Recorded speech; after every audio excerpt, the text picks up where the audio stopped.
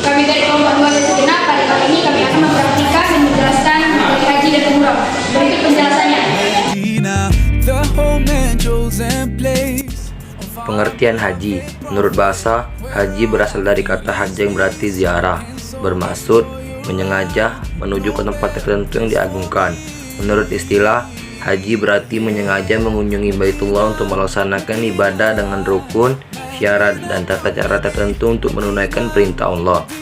Mengerjakan haji, hukumnya fardu ain, sekali seumur hidup bagi setiap muslim yang telah mukallaf, akil balik, dan mampu dalam melaksanakannya. Hukum haji.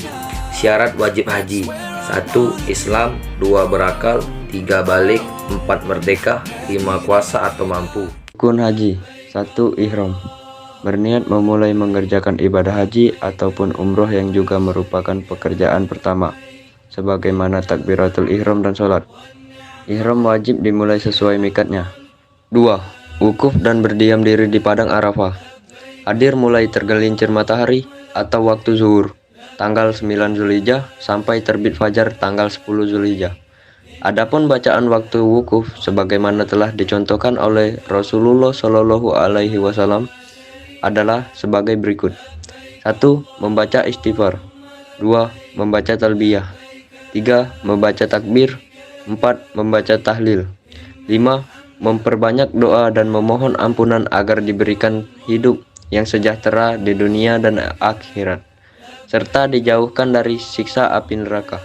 3. Tawaf. Rukun ini disebut sebagai tawaf ifadah, yaitu mengelilingi Ka'bah sebanyak 7 kali putaran. Dimulai dan diakhiri di Hajar Aswad. 1. Syarat-syarat tawaf. A. Suci dari hadis dan najis. B. Menutup aurat. C. Tawaf dimulai dan diakhiri di Hajar Aswad yang berada di sebelah pojok kiri pintu Ka'bah. D. Tawaf dilakukan dengan posisi Ka'bah berada di sebelah kiri orang yang tawaf. E. Tawaf dilakukan 7 kali putaran atau keliling. F. Tawaf dilakukan di dalam Masjidil Haram, sementara Hijr Ismail adalah satu kesatuan dengan Ka'bah. 2. Sunah-sunah tawaf. A. Menghadap Hajar Aswad ketika memulainya sambil membaca takbir dan tahlil, dengan mengangkat tangan seperti dalam sholat, mengusap dan mengecupnya bila memungkinkan. B. Mempercepat langkah pada 3 kali putaran pertama dan berjalan biasa pada 4 putaran berikutnya. C. Salat 2 rakaat di makam Ibrahim setelah selesai tawaf dan dilanjutkan dengan minum air zam-zam. 3. Macam-macam tawaf.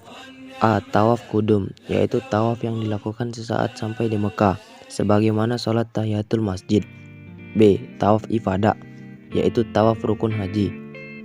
C. Tawaf wada, yaitu tawaf yang dilakukan ketika akan meninggalkan Mekah. D.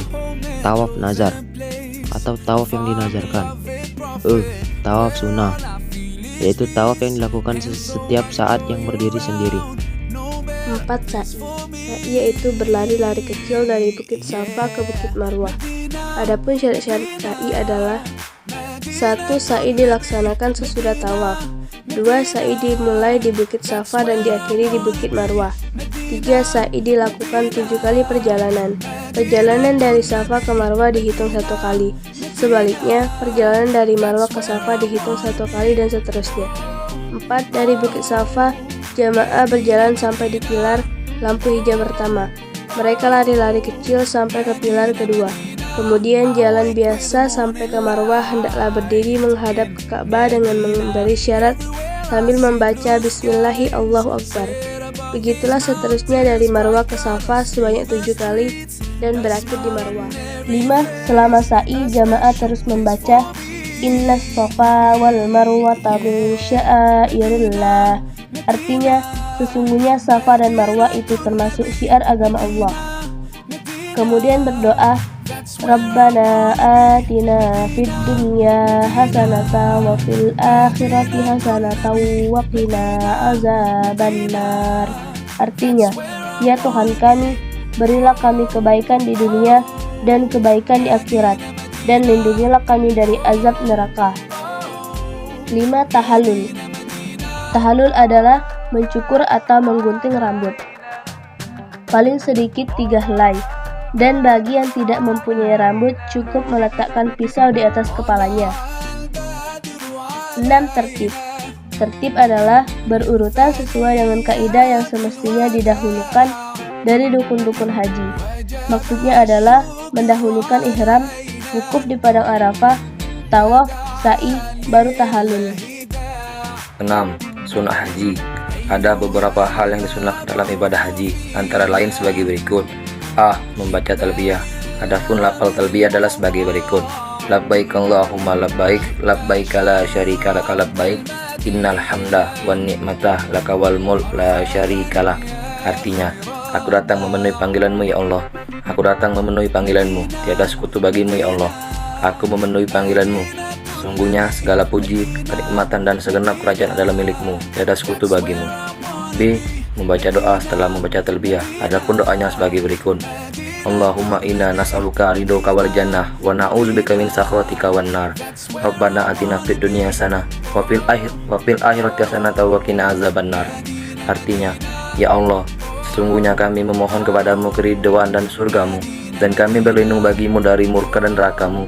Ya Tuhan kami, berilah kami kebahagiaan di dunia dan kebahagiaan di akhirat, dan peliharalah kami dari azab neraka. C. Tawaf kudum. Tawaf kudum adalah tawaf yang dilakukan ketika baru sampai di Mekah, yang disebut juga tawaf selamat datang. D. Menunaikan sholat 2 rakaat setelah tawaf kudum, terutama di dekat makam Ibrahim. E. Membaca doa ketika melakukan tawaf. F. Menjalankan haji secara ifrad atau haji terpisah, yaitu haji dahulu, kemudian baru umroh. 7. Macam-macam pelaksanaan haji. A. Haji ifrad. Haji ifrad adalah mengerjakan haji terlebih dahulu, setelah selesai barulah mengerjakan umrah. B. Haji tamattu. Haji tamattu adalah mengerjakan ihram terlebih dahulu pada bulan-bulan haji, setelah selesai barulah mengerjakan haji. C. Haji qiran. Haji qiran adalah mengerjakan ibadah haji dan umrah secara bersamaan. 8. Tata cara melaksanakan haji. 1. Ihram untuk haji paling lambat dilakukan pada tanggal 9 Zulhijjah dari mikot yang telah ditentukan. 2. Jamaah menuju padang Arafah untuk melaksanakan wukuf pada tanggal 9 Zulhijjah mulai matahari condong ke barat waktu zuhur sampai menjelang fajar tanggal 10 Zulhijjah. 3.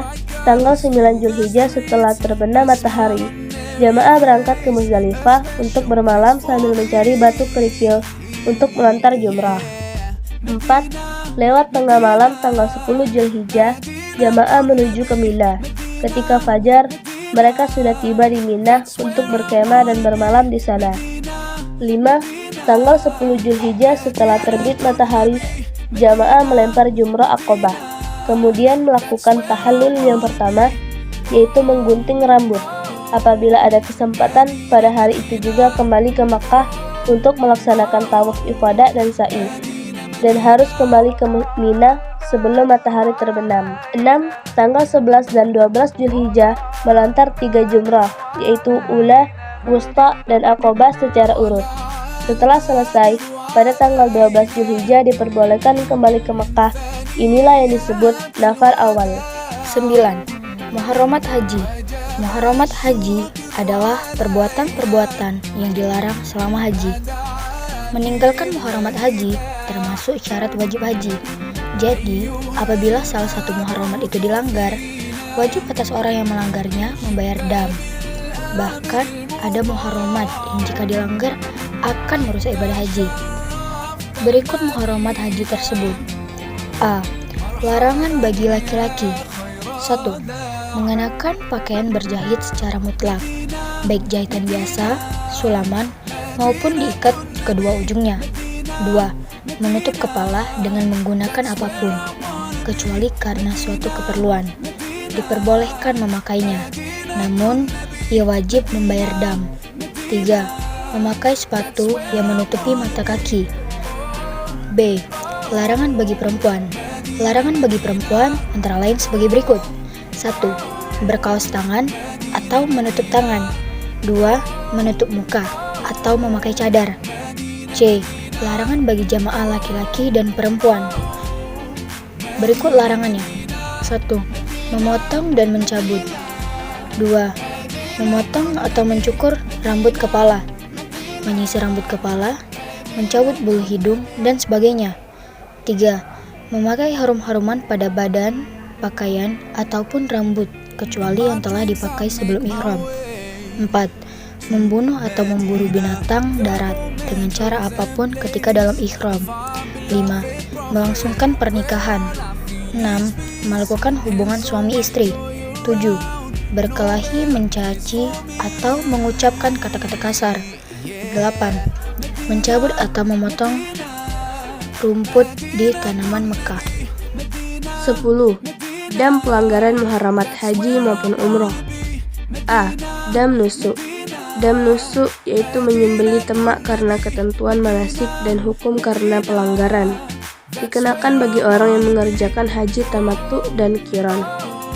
B. Dam isaah. Dam isaah yaitu denda yang wajib dibayarkan apabila ketika ibadah haji atau umroh melanggar larangan atau meninggalkan wajib haji atau umroh. 11. Tahallul haji. Tahallul haji ada 2 tahap. Tahap pertama, menghalalkan sebagian dari muharamat, dan tahallul kedua, menghalalkan sebagian muharamat lainnya. Tahallul tahap pertama disebut tahallul awal. Tahap kedua disebut tahallul tsani, yaitu mengerjakan 1 dari 3 pekerjaan yang belum dikerjakan pada tahallul awal. Ketentuan umroh. Menurut bahasa, umroh berarti bertambah. Dalam pengertian istilah, umroh adalah ziarah atau berkunjung ke Baitullah untuk melakukan ibadah. Umroh wajib dilaksanakan 1 kali seumur hidup, sebagaimana haji. Umroh boleh dikerjakan kapan saja. Tidak ada waktu tertentu sebagaimana haji, tapi paling utama adalah bulan Ramadan. Syarat, rukun, dan wajib umroh. Rukun umroh adalah sebagai berikut. 1. Ihram atau niat. 2. Tawaf. 3. Sa'i. 4. Mencukur rambut. 5. Tertib. Wajib umroh. 1. Berihram dari miqat. 2. Menjauhkan diri dari muharamat umroh. Jenis dan banyaknya sama dengan muharamat haji. Hikmah haji dan umroh. A. Bagi orang yang melaksanakan. 1. Memperteguh iman dan takwa kepada Allah. 2. Dapat mengambil pelajaran dari segala pengalaman yang dirasakan selama mengerjakan haji atau umroh, dari semenjak berangkat hingga kembali. 3. Memperkuat fisik dan mental. 4. Menumbuhkan semangat berkorban. 5. Mengenal tempat-tempat bersejarah yang ada hubungannya dengan ibadah haji maupun tidak, serta Ka'bah, Bukit Safa dan Marwah, Sumur Zamzam, kota suci Mekah dan Madinah, Padang Arafah, dan lain-lain. Hikmah haji dan umroh. B. Bagi umat Islam keseluruhan. 1.